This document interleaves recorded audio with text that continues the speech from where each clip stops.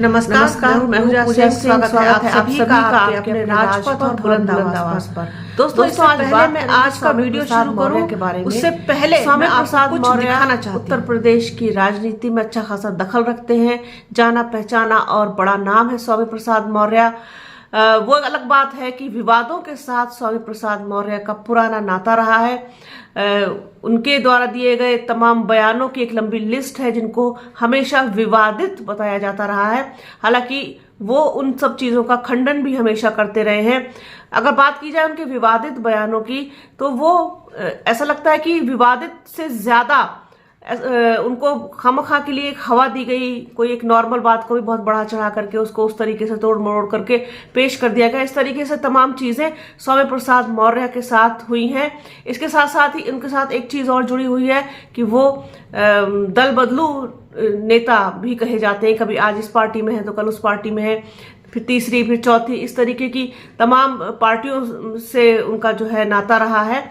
उन्होंने शुरुआत बीकेडी से करी, लोकदल में रहे, जनता दल में रहे, उसके बाद एक लंबे समय तक बसपा के साथ जुड़े रहे, बसपा के बाद भाजपा, भाजपा के बाद सपा। अब फाइनली उन्होंने अपनी आरएसएसपी बना ली है, यानी कि राष्ट्रीय शोषित समाज पार्टी। उन्होंने मतलब अब उनका शायद ऐसा लगता है कि मन भर गया है सब दूसरी पार्टियों से, वो अपने बनाए हुए रास्ते पर चलना चाहते हैं। इस तरीके के जो चीजें हैं वो स्वामी प्रसाद मौर्य के साथ रही हैं। अब आज का जो वीडियो है उसको करने का मकसद यह है कि स्वामी प्रसाद मौर्य ने जब मीडिया से बात की अपनी पार्टी बनाने के बाद, तो उन्होंने बसपा सुप्रीमो मायावती की जमकर तारीफ की है। उन्होंने ये तक बोला है, जिसे हम उनका जो बयान है, जो उन्होंने कहा है बसपा सुप्रीमो मायावती के बारे में, उसको हम सुनवाएंगे आपको। लेकिन जो कुछ भी उन्होंने कहा है उसके बारे में बात करते हैं। उन्होंने कहा है कि अगर बात की जाए उत्तर प्रदेश में कि सबसे बेस्ट मुख्यमंत्री या फिर सबसे बेस्ट प्रशासक कौन रहा है अब तक, तो उनका साफ तौर पर कहना है बसपा सुप्रीमो मायावती के लिए कि बसपा सुप्रीमो मायावती जैसा कोई भी नहीं, उनके जैसा ना कोई प्रशासक हुआ है ना ही आगे होगा। इस चीज को क्या समझा जाए, इस चीज को किस तरीके से जोड़ करके देखा जाए। हालांकि जब लोकसभा चुनाव की बात आती है तो जब उनसे पूछा गया कि क्या वो लोकसभा चुनाव लड़ेंगे, उनकी पार्टी की क्या भूमिका रहेगी, आरएसएसपी क्या चुनाव लड़ेगी, किसी के साथ मिलकर लड़ेगी या अकेले लड़ेगी, तो उस पर उनका कहना था कि अभी तो देखिए बहुत जल्दबाजी होगी इस बारे में कहना, क्योंकि अभी अभी पार्टी अस्तित्व में आई है और लोकसभा चुनाव लड़ने के लिए अभी कोई विशेष रणनीति उन्होंने नहीं बनाई है। लेकिन वो गठबंधन के साथ रहेंगे। पहले भी गठबंधन के साथ थे, आज भी गठबंधन के साथ हैं और बीजेपी के खिलाफ लड़ने के लिए, क्योंकि ये विचारधारा की लड़ाई है। चाहे फिर वो बीजेपी के साथ की हो या फिर समाजवादी पार्टी के साथ हो, ये विचारधारा की लड़ाई है। विचारधारा में जब टकराव होता है तो फिर वहां पर बहुत दिनों तक रहा नहीं जा सकता, बने नहीं रहा जा सकता, इसीलिए वहां से अलग होना पड़ा।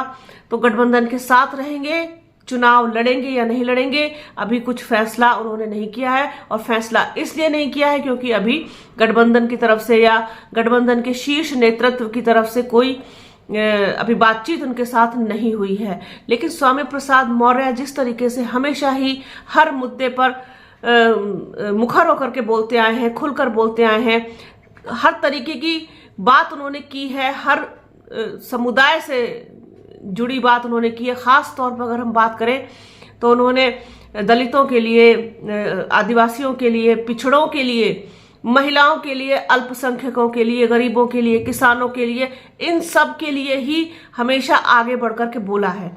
ये बात तो है, ये बात तो कही जाएगी, क्योंकि स्वामी प्रसाद मौर्य जैसे नेता जो है उत्तर प्रदेश में मतलब उंगलियों पर गिने जा सकते हैं जो इस वर्ग के लिए बात करते हैं, इन लोगों के लिए बात करते हैं।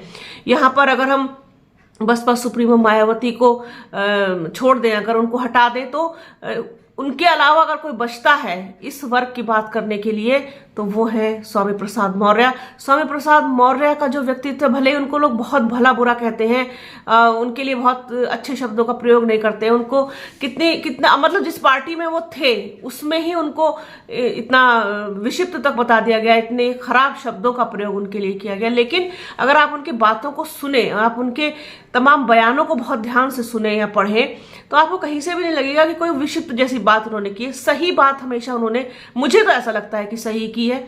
जो इंसान दलितों की बात करता है, जो इंसान शोषितों की, पीड़ितों की, आदिवासियों की, पिछड़ों की बात करता है, तो फिर उसकी बातें फिर बुरी लगेंगी लोगों को, क्योंकि ये तो सरकार के खिलाफ है ना। ये जिस तरीके का उन्होंने बातचीत की है मीडिया के साथ, जिस तरीके से उन्होंने बोला है, उन्होंने भारतीय जनता पार्टी को भी निशाने पर लिया है कि वहां पर वैचारिक मतभेद हो गया था, वो लोग पिछड़ों की बात ही नहीं कर रहे थे बिल्कुल भी। और जिस तरीके से आपने देखा कि 69,000 शिक्षक भर्ती वाला मामला आज तक लंबित है, वो लोग आज तक आंदोलन कर रहे हैं, जबकि उन्होंने सरकार में रहते हुए इस चीज का विरोध किया था कि ये गलत हो रहा है, इसमें भर्ती प्रक्रिया पूरी हो जानी चाहिए। तो उस पर भी सरकार ने ध्यान नहीं दिया, जिस कारण से उन्होंने भारतीय जनता पार्टी को छोड़ा। अब बात करते हैं समाजवादी पार्टी की, तो समाजवादी पार्टी में भी उन्होंने इसी तरीके की, जो उनकी लगातार जो उपेक्षा हो रही थी उनके, देखिए अगर कोई पार्टी का कोई मतलब ऊंचे पद पर बैठा हुआ व्यक्ति अगर कुछ बोलता है, कोई टिप्पणी करता है या कोई बयान देता है, तो आप ये देखिए कि पार्टी के जो दूसरे लोगों का दायित्व तो बनता है कि उसके साथ आकर के खड़े हो, अगर उसको किसी ने घेरा है तो। लेकिन हमेशा स्वामी प्रसाद मौर्य समाजवादी पार्टी में अकेले ही खड़े रहे, बार बार उनको चेतावनी भी मिलती रही, चेतावनी भी उन्हीं को मिली, तो आखिरकार उन्होंने त्रस्त होकर के समाजवादी पार्टी को भी अलविदा कह दिया। ऐसा ही कुछ उन्होंने अपने मीडिया से बात करते हुए अपने इंटरव्यू में बहुजन समाज पार्टी के बारे में भी जिक्र किया है कि वहां पर भी जो लड़ाई थी, वो उनकी वैचारिक मतभेद जो थे वो बहुत ज्यादा हो गए थे, क्योंकि बसपा जो है कहीं ना कहीं बहुजन हिताय बहुजन सुखाय से हट करके सर्वजन हिताय सर्वजन सुखाय पर आ गई थी। तो ये चीज जो है उनको कॉन्फ्लिक्ट हो गई थी, उनके साथ टकराव हो गया था, ये वैचारिक मतभेद हो गए थे, इसलिए वो वहां पर नहीं टिके। अब आखिरकार उन्होंने अपनी पार्टी बना ली है, RSSP। अब आगे देखते हैं कि क्या करती है, किस तरीके से जिस क्षेत्र में, जिस एरिया में उनका प्रभाव है, जहां के वो नेता है, जो उनका गढ़ माना जाता है, वहां पर उनका क्या कुछ रहेगा, क्या कुछ उनसे बात बनेगी, गठबंधन की कुछ सीटें उनको मिलेंगी क्या नहीं मिलेंगी, या अकेले वो लड़ेंगे, या इस बार ड्रॉप करके सिर्फ तैयारी करेंगे, क्या कुछ करेंगे, ये तो खैर भविष्य के गर्भ में छुपा हुआ है। लेकिन फिलहाल जो स्वामी प्रसाद मौर्य हैं, उन्होंने बसपा सुप्रीमो मायावती की खूब तारीफ की है, उनको बहुत बेहतरीन इंसान के साथ साथ बेहतरीन प्रशासक बताया है। इसके पीछे बहुत सारे लोगों का ये भी कहना है कि कहीं ना कहीं वो जुड़ना चाहते हैं एक बार फिर से बसपा के साथ, या फिर अगर बसपा कोई अलायंस करती है, अभी नहीं तो 2027 में, तो क्या स्वामी प्रसाद मौर्य को देखा जाएगा एक बार फिर से बसपा के साथ में। भले ही उनकी पार्टी RSSP रहे, लेकिन एक कहना चाहिए कि जुड़ करके या साथ करके या समर्थन करके, कैसे भी करके, क्योंकि एक झुकाव तो उनका मैंने देखा है, एक झुकाव देखा है बसपा के लिए, क्योंकि एक लंबे समय तक 22 साल का जो समय होता है वो कोई छोटा समय नहीं होता है किसी के साथ गुजारने का। तो उनका अनुभव, उनका तजुर्बा और उनके लिए जो कुछ भी एक लंबी यात्रा, एक लंबी जर्नी, राजनीतिक जर्नी कह सकते हैं, वो बसपा के साथ तो रही है। तो ये कहीं ना कहीं झुकाव भी इस चीज को कहा जा सकता है, माना जा सकता है कि बसपा के प्रति एक सॉफ्ट कॉर्नर तो रखते हैं स्वामी प्रसाद मौर्य। हालांकि बहुत कम लोग ऐसे हैं कि जो बसपा से जो एक बार बाहर का रास्ता जिनको दिखाया गया हो या खुद गए हो, उनकी एंट्री वापस बसपा में हुई हो, ऐसा बहुत कम देखने को मिलता है। हालांकि दूसरी पार्टियों के साथ भी ऐसा ही है, लेकिन फिर भी जिस तरीके से बसपा सुप्रीमो मायावती के लिए इससे पहले भी उन्होंने बोला है कि बहन जी के बारे में मैं कुछ नहीं कह सकता, मेरी कोई इतनी मेरी मतलब पावर नहीं है कि मैं उनके बारे में कुछ बोल पाऊं।